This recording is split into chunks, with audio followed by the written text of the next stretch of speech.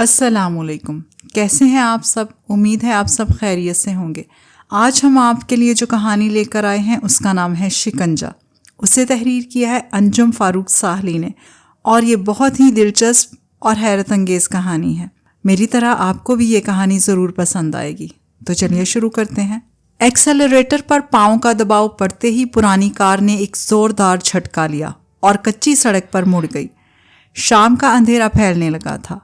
اس نے head lights جلا دیں۔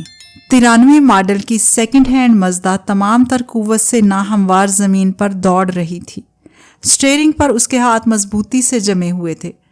کار کی رفتار تیز ہوتے ہی وہ غیر ارادی طور پر محتاط ہو گیا۔ آگے صنوبر کا گنجان سلسلہ تھا۔ مجھے افسوس ہے ڈیئر، اس نے ایک ٹھنڈی سانس لی۔ کاش میرے پاس اتنی رقم ہوتی کہ تمہارے لیے کوئی قیمتی گھڑی خرید سکتا۔ چھوڑو بھی، شیلا ناگواری سے بولی۔ تم جیسے شخص سے شادی کرنا میری سب سے بڑی حماقت تھی۔ شادی سے پہلے کتنی ڈھینگے مارا کرتے تھے کہ تمہارے لیے آسمان کے تارے بھی توڑ لاؤں گا، مگر اب وہ بڑبڑا کر رہ گئی۔ اس کے چہرے پر شدید بیزاری کے آثار ابھرے۔ وہ کھڑکی سے باہر دیکھ رہی تھی۔ میں بے حد مجبور ہوں شیلا، سام ہینڈرسن کے لہجے میں شکست خوردگی تھی۔ ویسے میں جلد ہی تمہیں ایک رسٹ واچ گفٹ کروں گا۔ میں تو وہی گھڑی لوں گی جو اسکائی لارک میں دیکھی تھی، شیلا نے ترش روئی سے کہا۔ لیکن ذرا میری مجبوری پر بھی۔ تم تو ہمیشہ ایسے موقعوں پر اپنی ازلی مجبوری کا دکھڑا لے کر بیٹھ جاتے ہو۔ ڈارلنگ، یہ حقیقت ہے۔ تم جیسے پیدائشی کاہلوں سے کوئی توقع نہیں۔ شیلا نے منہ بنایا اور اس کی تیوریاں چڑھ گئیں۔ اپنی گندی زبان بند کرو، سام جھلا کر چیخا۔ ذرا اپنے متعلق بھی سوچ لو۔ نہ کام، نہ کاج، نہ سلیقہ اور نہ سگڑپن۔ ہر وقت ٹی وی دیکھنا اور کچن پر بالکل توجہ نہ دینا تمہارا واحد مشغلہ ہے۔ تمہاری یہ بک بک سن کر تو میرے کان پک گئے ہیں، شیلا چلا کر بولی۔ بڑے بنتے تھے کامیاب بزنس مین، صرف $180 کی ادنا گھڑی بھی نہیں خرید سکتے۔ جواب میں سام نے اسے شعلہ بار نگاہوں سے دیکھا اور سختی سے اپنے ہونٹ بھینچ لیے۔ کار گھنے جنگل میں سے گزر رہی تھی۔ ہر طرف بھیانک سناٹا مسلط تھا۔ خنک ہوا کھڑکی سے گزر کر اس کے رخسار تھپ تھپانے لگی۔ وہ دونوں پکنک کیمپنگ کے بعد اپنے گھر لوٹ رہے تھے۔ ساری تفریح غارت ہو کر رہ گئی۔ شاید 2 ہفتے کی چھٹیاں کسی معقول ہوٹل میں گزارنا ان کے مقدر میں نہ تھا۔ اس صورت میں اخراجات زیادہ ہوتے۔ سام کی آمدنی تھوڑی تھی۔ پیراڈائز سٹی میں رہائش ہونے کی بنا پر وہ یوں بھی اخراجات کے بوجھ تلے دبا رہتا تھا۔ وہ جنرل موٹرز میں 10 سال سے سیلز مین کی حیثیت سے کام کر رہا تھا، مگر محنتی اور ذہین ہونے کے باوجود وہ کسی میدان میں ترقی نہ کر سکا۔ وہ اکثر بزنس کے خواب دیکھا کرتا تھا، مگر سرمایہ نہ ہونے کی بنا پر دل مسوس کر رہ جاتا۔ پکنک کیمپنگ کے لیے بے حد دشواری سے ضروری سامان کا انتظام ہوا تھا۔ اس کے ایک دوست نے اس کی تنگ دستی پر ترس کھا کر یہ اشیاء اسے آرائے تن دے دیں۔ ان میں ایک چھوٹا سا خچر، کھانا پکانے کا سامان اور سلیپنگ بیگ شامل تھا۔ کیمپ میں شیلا نے کھانا پکانے کے سامان کو ہاتھ بھی نہیں لگایا۔ جل کر کہنے لگی کہ اگر تفریح کے دوران بھی وہ چولہا ہانڈی کرتی رہی تو پکنک کا کیا خاک مزہ آئے گا۔ اگر ہوٹل کے اخراجات اٹھانے کی سقت نہیں تو وہ خود ہانڈی چولہے سے نمٹ لے اور کیمپ کا خیال رکھے۔ وہ تو مزے سے سن بات کا لطف اٹھائے گی۔ چنانچہ یہی ہوا بھی۔ وہ پکنک کے تمام عرصے میں مسلسل غسل آفتابی کے مزے لوٹتی رہی۔ سورج کی چمکیلی کرنیں دل کے نہاں خانوں کو منور کرتی رہیں۔ سام ایک فرما بردار شوہر کی طرح کھانا پکانے کے چکروں میں مصروف رہا۔ وہ باقاعدگی سے گیس کوکر جلاتا، برتن دھوتا اور اپنی قابلیت کے مطابق کھانا پکاتا۔ وہ ان معاملات میں بالکل اناڑی تھا، لہٰذا کھانے میں کمی کوتاہی ہوتی رہی۔ اشیاء یا تو ادھ پکی رہ جاتی یا پھر جل جایا کرتی تھیں۔ شیلا کو ان باتوں کی مطلق پرواہ نہ تھی۔ وہ سمندر کے کنارے بھیگی ہوئی ریت پر لیٹی نیلگوں آسمان پر اڑتے ہوئے آبی پرندوں کا نظارہ کرتی، یا اٹھلاتی ہوئی شفاف موجوں کے درمیان دوڑتی ہوئی دور تک نکل جاتی، یہاں تک کہ وہ پانی کے تیز بہاؤ میں تیراکی کا مظاہرہ کرنے لگتی۔ رات کو بھی وہ اپنے سلیپنگ بیگ میں سر شام ہی گھس جاتی اور سام حسین بیوی کی دل گداز قربت سے شاد کام ہونے کی تمنا دل ہی میں لیے رہ جاتا۔ شیلا دلکش اور سڈول جسم کی مالک ہوتے ہوئے بھی اس کے لیے جنسی طور پر بھی سدا سرد لہر ہی ثابت ہوئی۔ کوئی 15 ماہ پہلے سام ہیڈرسن کیڈیلاک کی ڈیلیوری کے لیے میامی کے ایک ذی حیثیت گاہک کے پاس گیا تھا۔ واپسی پر اسے اس امیر آدمی کی اولڈ ماڈل سیڈان کار جزوی قیمت کے طور پر ساتھ لانی تھی۔ میامی سے وہ سیڈان لے کر چلا تو کامیاب سودے کی خوشی میں وہ شب بسری کے لیے ایک ہوٹل میں ٹھہر گیا۔ 10 بجے رات کو وہ عمدہ کھانے کے بعد اپنے کیبن میں سونے کے لیے چلا گیا۔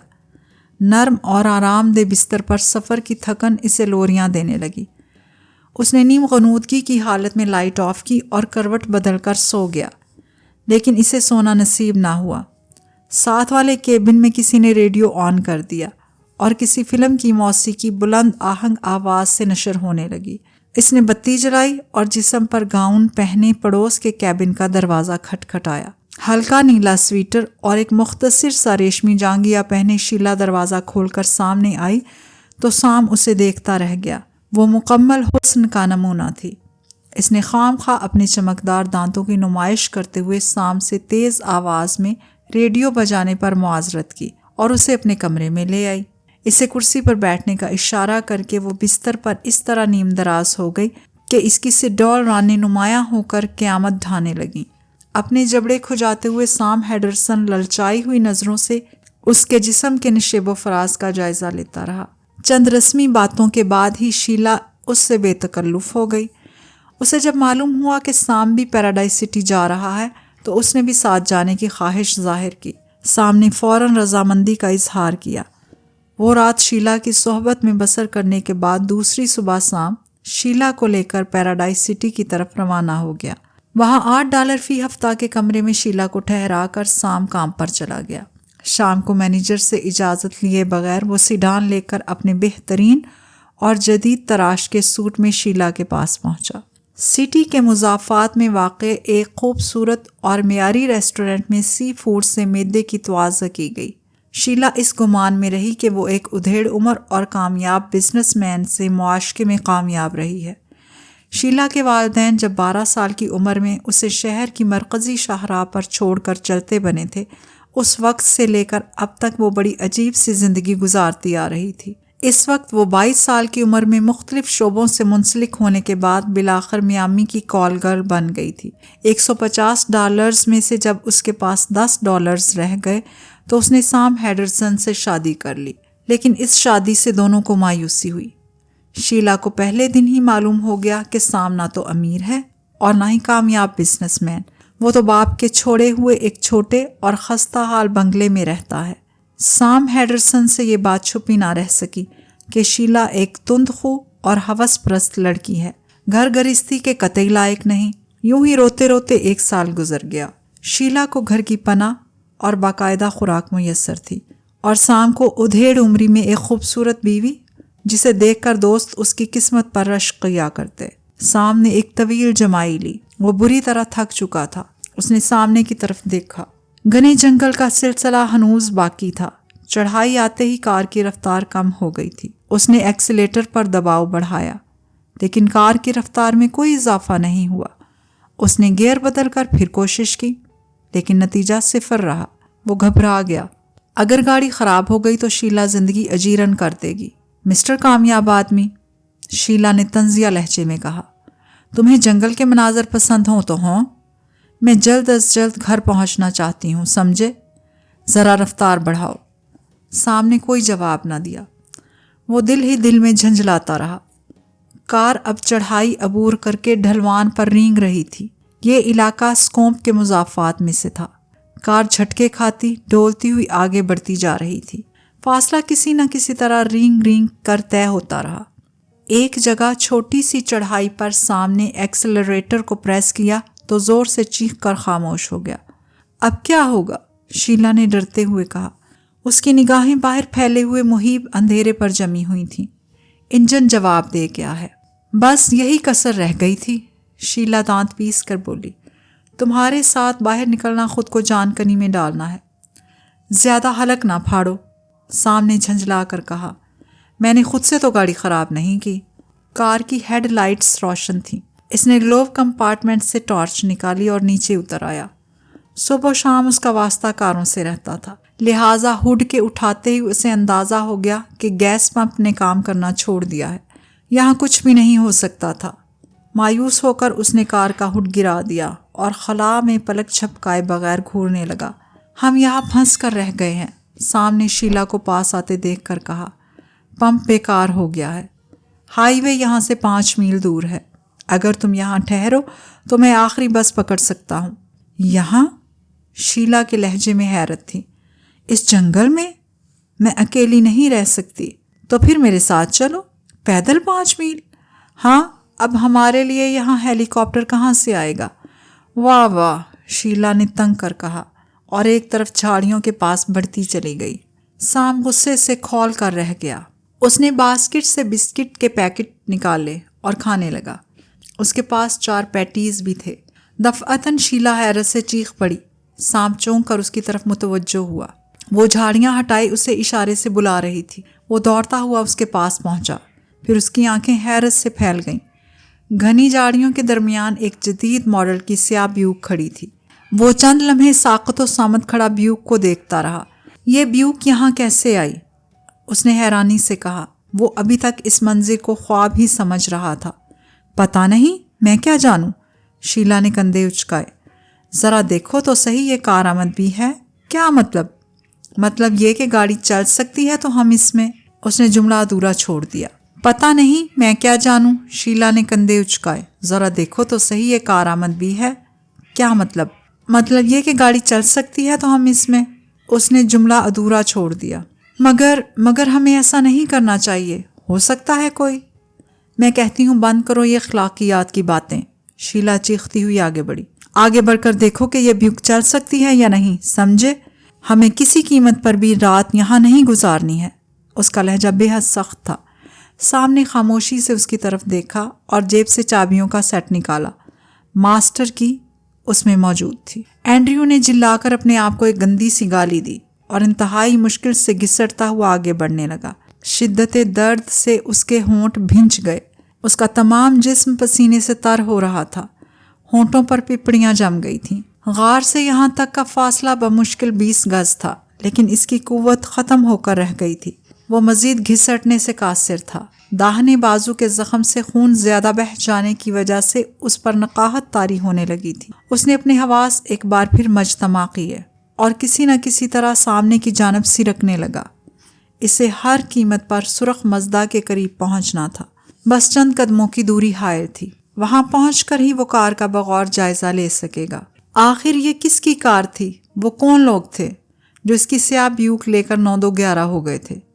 بیوک کا خیال آتے ہی وہ خونٹ کے گھونٹ بھر کر رہ گیا۔ اگر وہ لوگ اس کے ہاتھ لگ جاتے تو وہ ان کی تکہ بوٹی کر کے رکھ دیتا۔ انہوں نے اس کے کیے کرائے پر پانی پھیر دیا تھا۔ اسے اپنا منصوبہ خاک میں ملتا ہوا نظر آیا۔ کیا وہ اب کبھی $20 لاکھ کا مالک نہیں بن سکے گا؟ یہ سوچ کر اس کا دل ڈوبنے لگا۔ آخر اس ویران اور اجاڑ جنگل میں کون ٹپک پڑا تھا؟ اس کی جھلاہٹ مزید بڑھ گئی۔ اس نے تیزی سے آگے بڑھنا چاہا، لیکن بازو میں اٹھنے والی شدید ٹیس نے اسے نڈھال کر دیا۔ وہ تکلیف سے بلبلا اٹھا۔ اس کے قدم خود بخود رک گئے۔ سانس رک رک کر آنے لگا۔ منہ سے دبی دبی چیخیں نکلنے لگیں۔ وہ ہولے ہولے کراہتا رہا۔ اس کی قمیض خون سے سرخ ہو رہی تھی۔ بیوک کو روانہ ہوئے 2 گھنٹے گزر چکے تھے۔ پتہ نہیں وہ اس وقت کہاں ہوں گے۔ بیوک کی ڈکی میں وہ آہنی باکس تھا جس میں کیسینیوں سے اڑائے ہوئے $20 لاکھ کے کرارے نوٹ بند تھے۔ اس قطعی رقم کے حصول کے لیے اسے کتنے عجیب اور خطرناک حالات سے گزرنا پڑا تھا، مگر آج وہ دولت کسی اور کی دسترس میں تھی۔ زندگی میں پہلی بار اس کا جی چاہا کہ وہ پھوٹ پھوٹ کر روئے، اپنی بوٹیاں آپ ہی نوچ ڈالے۔ اب تک اس کا سارا پروگرام حسب منشا کامیاب ہوا تھا۔ کسینو میں سخت پہرے کے باوجود وہ اپنے 4 ساتھیوں کے ساتھ رقم اڑانے میں کامیاب ہو گیا تھا۔ پولیس کے نرغے میں اپنے 4 ساتھیوں کو چھوڑ کر وہ تنہا ہی رقم لے کر فرار ہو گیا اور جانے پہچانے طے شدہ راستوں سے ہوتا ہوا اس جنگل کی طرف بڑھتا چلا آیا۔ بھاگتے وقت اس کا تعاقب کیا گیا تھا اور سیکیورٹی کی ٹولی نے اسے زخمی کر دیا تھا، لیکن وہ چالاکی سے انہیں ڈاج دے کر نکل آیا۔ اس گھنے جنگل میں اس نے سامنے والے غار میں پناہ لی تھی۔ بازو کا زخم ناقابل برداشت ہو چکا تھا۔ وہ غار کے اندر کمبلوں کے بستر پر چت لیٹا تھا۔ یہ اس نے ایک مسافر سے چھینے تھے۔ بہرحال وہ ایک محفوظ مقام پر پہنچ گیا تھا اور رات بھر آرام کر سکتا تھا۔ یہ غار بھی اس کے پلان کا ایک حصہ ثابت ہوا۔ ڈکیتی کے معاملات سرد ہونے تک یہاں پڑے رہنا ایک دانش مندانہ فعل تھا۔ وہ دم سادے پڑا رہا۔ کبھی کبھی بازو کا درد اسے کسی زخمی پرندے کی طرح تڑپنے پر مجبور کر دیتا۔ ایسے میں ہاتھ لبے بام رہ جانے پر اسے کمند ٹوٹتی ہوئی دکھائی دیتی۔ بازو کے زخم کے ساتھ دل کا درد بھی پریشان کر رہا تھا۔ رات آئی تو وہ بالکل نڈھال ہو چکا تھا۔ ہاتھ پاؤں بالکل بے جان محسوس ہو رہے تھے۔ دماغ سائیں سائیں کر رہا تھا۔ اس نے اپنے سینے پر ہاتھ رکھتے ہوئے محسوس کیا جیسے کوئی اس کی بیوک کا دروازہ کھول کر اگنیشن میں چابی لگا رہا ہے۔ وہ تڑپ کر اٹھا۔ شاید پولیس پہنچ گئی ہے، اس نے سوچا۔ کیا وہ اس کی کار لے جائیں گے؟ اور وہ منزل پا کر بھی شکست خوردہ جواری کی طرح ساری عمر پولیس والوں سے منہ چھپاتا پھرے گا؟ اپنی بے بسی پر وہ بری طرح جھنجھلا گیا تھا۔ وہ بڑی دقت سے اٹھ پایا، گھسٹتا ہوا غار کے دہانے تک آیا۔ چاند کی مدھم روشنی میں اسے دور دھندلے ہیولے دکھائی دیے۔ غالباً ان میں ایک مرد اور ایک عورت تھی۔ وہ بیوک کا جائزہ لے رہے تھے۔ اس نے کانپتے ہوئے ہاتھوں سے ریوالور نکال لیا۔ مجھے فوراً دونوں کو ہلاک کر دینا چاہیے۔ وہ ان کا نشانہ لینے لگا۔ سیفٹی کیچ چھڑتے ہی اس کا دل زور سے کانپا۔ سینے میں درد کا بگولا سا اٹھا۔ وہ لڑکھڑا گیا۔ اس نے اپنی حالت پر قابو پانے کی کوشش کی۔ دل بے بس پنچھی کی طرح پسلیوں کے قفس سے سرمار رہا تھا۔ پسینے کے بے شمار قطرے اس کے چہرے پر پھوٹ پڑے۔ اس نے سامنے نگاہ ڈالی۔ کوئی بیوک کا دروازہ کھولے کچھ لکھ رہا تھا۔ اس نے پھر ریوالور کا رخ اس آدمی کے خاکے کی طرف کر دیا۔ ٹریگر پر اس کی کانپتی ہوئی انگلی آئی۔ اچانک درد کا ایک دوسرا بگولا اٹھا۔ وہ درد سے دوہرا ہو گیا۔ اس نے ضبط کرنے کی کوشش میں ایک ہاتھ سے سینے کو دبا رکھا تھا۔ اسی وقت بیوک کا انجن جاگا اور کار لہراتی ہوئی آگے بڑھ گئی۔ وہ بے جان سا ہو کر غار کے ٹھنڈے فرش پر گر پڑا۔ غم و غصے سے سلگتا ہوا وہ پھر آگے کی سمت کھسکنے لگا۔ سرخ مزدہ قریب آ چکی تھی۔ اس نے کھڑے ہونے کی کوشش کی۔ اس کا سر چکرا گیا۔ وہ ڈگمگایا۔ گرنے سے بچنے کے لیے اس نے بے ساختہ کار کا سہارا لیا۔ سانس بحال ہوئی تو وہ اسٹیئرنگ وہیل کی طرف آیا۔ شیشے پر چپکا ہوا نوٹ پڑھ کر اسے کچھ اطمینان ہوا۔ ان لوگوں کی کار خراب ہو گئی تھی اور وہ کار مستعار لے گئے تھے، لیکن وہ واپس آئیں گے۔ اس نے سام ہینڈرسن کا پتہ غور سے پڑھا۔ Sam Henderson, 136 double point avenue, south square, paradise city. اس نے طویل سانس لی اور اپنی حالت میں کچھ افاقہ محسوس کیا۔ دفعتاً نرم نرم گھاس پر کسی کے قدموں کی چاپ سنائی دی۔ آواز اس کی پشت سے آئی تھی۔ وہ چونک کر مڑا۔ بیوک برق رفتاری سے کولتار کی سڑک پر پھسل رہی تھی۔ ایک جگہ انہیں کافی دیر گاڑی روک کر راستہ صاف ہونے کا انتظار کرنا پڑا۔ ایک تیز رفتار کار ایک آئل ٹینکر سے ٹکرا کر الٹ گئی تھی۔ شیلا پر جھلاہٹ سی طاری ہو گئی۔ اس نے ہاتھ بڑھا کر ریڈیو لگا دیا۔ فضا میں اناؤنسر کی آواز ابھری۔ چاروں مطلوبہ ڈاکوؤں کا سراغ مل گیا ہے، لیکن پانچواں شخص ابھی تک لاپتہ ہے۔ گمان کیا جاتا ہے کہ وہی شخص ان کا سربراہ ہے۔ اس کا نام اینڈریو لاک ہے۔ پولیس بڑی تندہی سے اس کی تلاش میں ہے۔ تمام راستوں کی ناکہ بندیاں کی جا چکی ہیں۔ اس کا بچ نکلنا محال ہے۔ امید ہے اسے جلد ہی گرفتار کر لیا جائے گا۔ اینڈریو کا حلیہ یہ ہے: عمر 40 سال، قد 5 فٹ 10 انچ، بھورے بال اور بھوری آنکھیں، چہرہ داڑھی اور مونچھوں سے بے نیاز۔ پولیس کو یقین ہے کہ IBM کے مخصوص نشانات والی پیٹی اس کے پاس ہے۔ پیٹی میں کسینوں سے لوٹے ہوئے $20 لاکھ مالیت کے نوٹ ہیں۔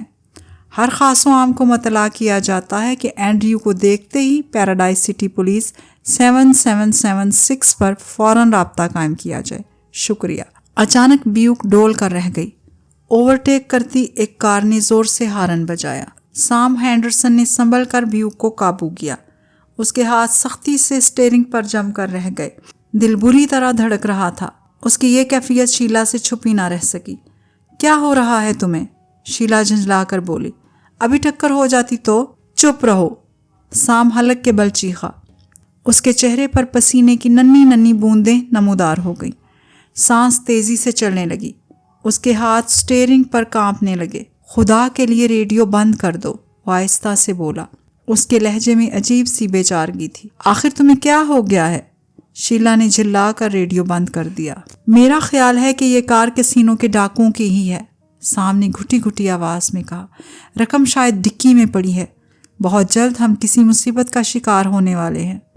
کہیں دماغ تو نہیں چل گیا ہے تمہارا؟ ڈکی میں IBM کمپنی کے نشانوں والی پیٹی پڑی ہے. یہی وجہ تھی کہ کار جنگل میں چھپائی گئی تھی. اب کیا کیا جائے؟ وہ دہشت سے گھگھیا کر بولا. شیلا نے کوئی جواب نہیں دیا. کچھ دیر خاموشی رہی.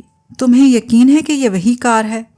گہرے سناٹے کو چیرتے ہوئے شیلا نے سوال کیا. ہاں اندھا نہیں ہوں میں، سام جھلا کر بولا. بیوک کی تلاشی لیتے وقت ہی ڈکی میں رکھی ہوئی پیٹی مجھے دکھائی دی تھی. بہتر ہے کہ ہم پولیس ہیڈ کوارٹر چلیں.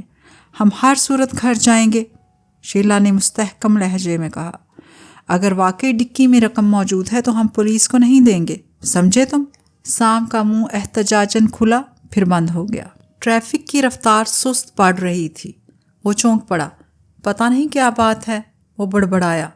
آگے روڈ بلاک ہے، ہر آنے جانے والی گاڑی کی چیکنگ ہو رہی ہے. شیلا نے کھڑکی سے باہر جھانک کر دیکھا. شاید ڈاکوؤں کی کار کی چیکنگ کے لیے یہ ناکہ بندی کی گئی ہے. بہتر ہے کہ ہم انہیں سب کچھ بتا دیں، سام نے پھر سمجھایا. اس کا دم نکلا جا رہا تھا. اوفو، چپ بھی رہو، پہلے ہم گھر جائیں گے. آخر پتہ تو چلے کہ پیٹی میں رقم ہے بھی یا نہیں. بیوک روڈ بلاک کے قریب جا کے رک گئی. اس نے دیکھا کہ petrol officer George white paradise میں داخل ہونے والی گاڑیوں کو چیکنگ کے بعد گزرنے کا اشارہ کر رہا تھا. ایک بار میں اکثر ساتھ پینے پلانے کی وجہ سے جارج اور سام میں کسی حد تک دوستانہ تعلقات بن چکے تھے. وہ اس سے بے تکلفی سے ملتا اور اکثر سیر و تفریح کے لیے بھی باضد ہو کر ساتھ لے جایا کرتا تھا. نئی کار میں ہو؟ جارج انہیں دیکھ کر مسکرایا. اور سناؤ، چھٹیاں کیسے گزریں؟ سام کا حلق خشک ہو گیا. چہرے پر گھبراہٹ طاری ہونے لگی. شیلا نے اسے گور کر دیکھا اور اپنے ہونٹوں پر ایک جبری مسکراہٹ طاری کر لی اور کھڑکی سے سر باہر نکال کر بولی. ہیلو جارج، بہت عرصے سے تمہیں دیکھا نہیں، کیسے ہو؟ جارج نے چندیائی ہوئی نگاہوں سے شیلا کو دیکھا. وہ اس کے گداز اور سڈول جسم کا ابتدا سے ہی دیوانہ تھا. اس نے مسکرا کے اس کے سراپا پر اپنی نظریں جما دیں. تمہاری صحت تو پہلے سے بہت بہتر ہو گئی ہے. کہو، چھٹیاں کیسے گزریں؟ بہت اچھی، تھینک یو. شیلا سیٹ پر اٹھلائی اور ایک لگاوٹ بڑی مسکراہٹ نچھاور کرتے ہوئے بولی. تم ہمارے گھر کیوں نہیں آتے؟ بس ذرا فرصت کم ملتی ہے، جارج نے مسکراتے ہوئے کہا. جلد ہی آؤں گا.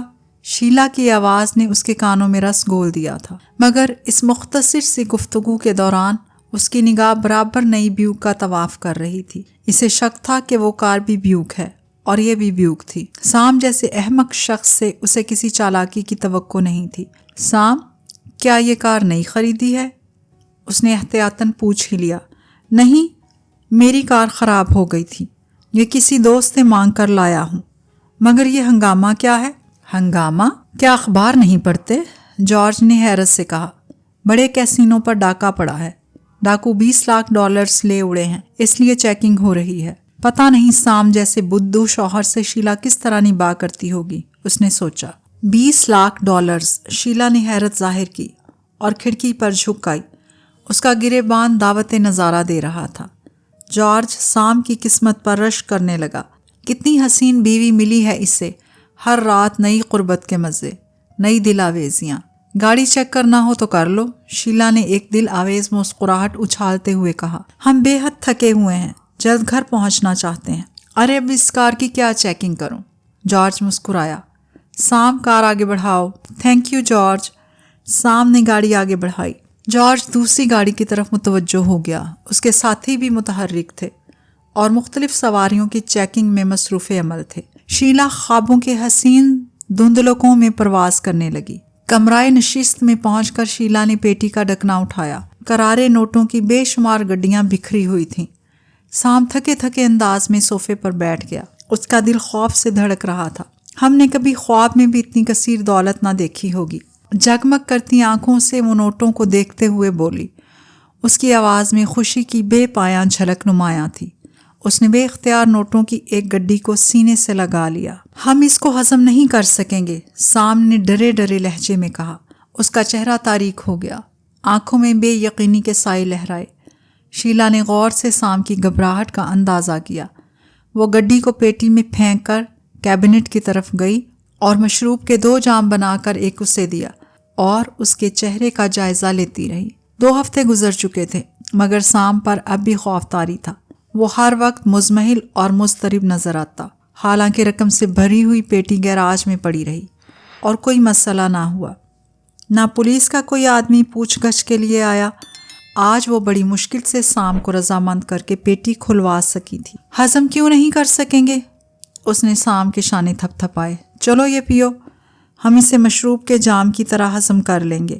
یہ قدرت کا عطیہ ہے، ذرا سی دانش مندی سے رقم ہمارے پاس رہ سکے گی۔ فرض کرو ہم اسے رکھ لیتے ہیں، پھر بھی ہم اسے خرچ نہیں کر سکیں گے۔ ہماری مالی حالت کے بارے میں ہر ایک جانتا ہے۔ ایسی صورت میں کیا ہوگا؟ مشروب کے 2-4 گھونٹوں نے سام کو تقویت پہنچائی۔ چند ماہ کے بعد معاملہ ٹھنڈا پڑ جائے گا، اتنی دیر ہم صبر کر لیں گے۔ شیلا نے بھی مشروب کا ایک گھونٹ بھرا۔ میرا تو خیال ہے کہ اب بھی وقت نہیں گزرا، ہم پولیس اسٹیشن کو فون کر دیں تو بہتر ہے۔ اے مسٹر، کان کھول کر سن لو، شیلا نے سانپ کی طرح پھنکارتے ہوئے کہا۔ تمہیں وہی کرنا ہوگا جو میں کہوں گی۔ 1 سال تمہارے ساتھ رہ کر ہر اچھی چیز کو ترس گئی ہوں۔ اب اتفاق سے یہ خزانہ ہمارے ہاتھ لگ چکا ہے، جس کا کسی اور کو علم نہیں۔ ہم اسے ایمانداری کے نام پر دقیانوسی اصولوں کی بھینٹ نہیں چڑھنے دیں گے۔ سنا تم نے؟ اس کا ہر ڈالر ہمارا ہوگا۔ سام اپنے خشک ہونٹوں پر زبان پھیر کر رہ گیا۔ شیلا کے سامنے وہ اپنے آپ کو مغلوب سا محسوس کر رہا تھا۔ جیسی تمہاری خوشی، اس نے دھیرے سے کہا، لیکن یہ بتا دوں کہ تم اپنے لیے خود قبر کھود رہی ہو۔ آخر اسے رکھا کہاں جائے گا؟ ہم اسے کچن کی کھڑکی کے قریب دفن کر دیں گے۔ ٹھیک اسی وقت صدر دروازے کی گھنٹی بج اٹھی۔ شیلا نے گھڑی کی طرف دیکھا، رات کے 12 بجنے والے تھے۔ اس وقت کون ہو سکتا ہے؟ وہ حیرت سے بولی۔ جاؤ، جا کر دیکھو، سام جلدی سے بولا۔ اس کا چہرہ فق ہو گیا تھا۔ دیکھتی ہوں، شیلا نے بے پرواہی سے کہا اور تیز تیز قدموں سے چلتی ہوئی راہداری طے کرنے لگی۔ مین گیٹ کے پاس پہنچتے ہی اس نے جھپٹ کر دروازہ کھول دیا۔ باہر پولیس آفیسر جارج کھڑا تھا۔ اس کے جسم پر ابھی تک سرکاری وردی تھی، شاید وہ اب بھی ڈیوٹی پر تھا۔ ارے جارج تم، شیلا کے لبوں پر پھیکی سی مسکراہٹ ابھری۔ اندر آ جاؤ، کہو اس وقت کیسے آنا ہوا؟ تم لوگوں کا خیال یہاں کھینچ لایا۔ وہ معنی خیز انداز میں مسکرایا۔ کہیں اس وقت میں مخل تو نہیں ہوا؟ سام کہاں ہے؟ شیلا کی جان میں جان آئی۔ وہ اندر ہے، آؤ چلیں، شیلا پیچھے ہٹتے ہوئے بولی۔ اب تو خطرے کی کوئی بات نہ تھی۔ جارج باہر ہی کھڑا تھا۔ میں دراصل اس رقم کے لیے آیا ہوں مسز ہینڈرسن، جو تم چرا لائی ہو، اس نے بے حد سرد لہجے میں کہا۔ شیلا کا جسم پتھرا گیا۔ وہ بے ہوش ہوتے ہوتے بچی۔ اسے اپنے کانوں پر یقین نہ آیا۔ وہ چپ چاپ کھڑی رہی۔ مجھے افسوس ہے کہ میں نے تمہیں پریشان کر دیا، جارج نے شیلا کے رد عمل سے محسوس ہوتے ہوئے کہا۔ کیا میں اندر آ سکتا ہوں؟ شیلا نے کچھ کہنا چاہا، لیکن وہ ہکلا کر رہ گئی۔ اس کی ناگفتہ بے حالت دیکھ کر جارج خود ہی اندر آ گیا اور سٹنگ روم کی طرف بڑھا۔ شیلا بے خیالی میں اس کے پیچھے چلنے لگی۔ سام نے پیٹی کو بند کر کے سٹنگ روم کے ایک گوشے میں پرانے کپڑوں کے ڈھیر کے نیچے چھپا دیا تھا۔ جارج کمرے میں پہنچا تو وہ اضطراب کے عالم میں ٹھہر رہا تھا۔ اس پر نظر پڑتے ہی سام تیزی سے آگے بڑھا۔ ارے تم، وہ مزمحل انداز میں مسکرایا۔ کہو اس وقت کیسے آنا ہوا؟ شاید تم ڈیوٹی سے آ رہے ہو۔ وہ 20 لاکھ ڈالرز کی رقم کہاں چھپا رکھی ہے؟ جارج کی بات سن کر سام کا دل اچھل کر حلق میں آ گیا، لیکن جلد ہی اس نے خود پر قابو پا لیا اور بولا، 20 لاکھ ڈالرز؟ اس رقم سے ہمارا کیا تعلق؟ ڈارلنگ، انہیں شبہ ہے کہ یہ رقم ہم اڑا لائے ہیں، شیلا نے سام کے کندھے سے لگ کر کہا۔ پتہ نہیں تم کس رقم کی بات کر رہے ہو؟ سام نے جارج کی طرف دیکھتے ہوئے حیرت سے کہا۔ احمق نہ بنو، جارج نے صوفے پر بیٹھتے ہوئے کہا۔ میں اس رقم کی بات کر رہا ہوں جو بیوک کی ڈکی میں بند تھی، اور وہ بیوک تم یہاں لے آئے ہو۔ وہ باری باری دونوں کو گھورتے ہوئے بولا۔ بیوک میں ایسی کوئی رقم نہیں تھی، شیلا نے نظریں چرائیں۔ ہم اسے آئے رتن لے آئے تھے، سیدھی طرح مان جاؤ، ورنہ ایسا مزہ چکھاؤں گا کہ چھٹی کا دودھ یاد آ جائے گا۔ جارج کا لہجہ کرخت ہو گیا۔ وہ پیٹی کہاں ہے؟ وہ اس کونے میں پڑی ہے، سام نے فوراً بتا دیا۔ شیلا نے اسے خونخوار نظروں سے دیکھا مگر منہ سے کچھ نہ بولی۔ جارج اٹھ کر اس گوشے کی طرف گیا اور پرانے کپڑوں کے ڈھیر الٹنے لگا۔ دوسرے ہی لمحے IBM کمپنی کے نشانوں والی پیٹی اس کے سامنے تھی۔ اس نے جلدی سے ڈھکنا اٹھایا اور فرتے مسرت سے نوٹوں کی گڈیوں کو ہاتھ میں لے کر اچھالنے لگا۔ اس کی چھوٹی چھوٹی آنکھیں چمک رہی تھیں۔ ہا ہا ہا، اب یہ دولت کثیر بلا شرکت غیر میرے قبضے میں ہے۔ اس نے دیوانوں کی طرح زور سے کہا لگایا، اس کے لیے میں نے بڑے پاپڑ بیلے ہیں۔ وہ ہنستا رہا۔ شیلا کا چہرہ بجھ کر رہ گیا۔ وہ پھٹی پھٹی آنکھوں سے جارج کو دیکھ رہی تھی۔ چلو اسے تھانے پہنچا دے، سام نے خوش دلی سے کہا، جیسے اس کے سینے سے ایک بڑا بوجھ ٹل گیا ہو۔ تھانے؟ ہاں، تھانے میں ہم رپورٹ لکھوائیں گے کہ یہ رقم ہمیں کہاں سے ملی۔ اس میں ہمیں تمہاری مدد بھی چاہیے۔ خوب، تمہاری سادگی کا بھی جواب نہیں۔ اگر اس رقم کو پولیس کے حوالے کرنا ہوتا تو میں تنہا نہ آتا، میرے ساتھ پولیس چیف تو ضرور ہوتا۔ کیا مطلب؟ سام نے پھر حیرت سے اسے دیکھا۔ اس کی آنکھوں میں الجھن کے آثار تھے۔ ارے تم کس قدر بھولے ہو؟ جارج ہنس پڑا۔ بھائی، یہ رقم تو میں نے ہی کسینوں سے چوری کروائی تھی، اب بھلا میں اسے تھانے کے سپرد کیوں کرنے لگا؟ اس نے پیٹی سے ایک گڈی اٹھائی اور پیار سے اسے بوسا دیا۔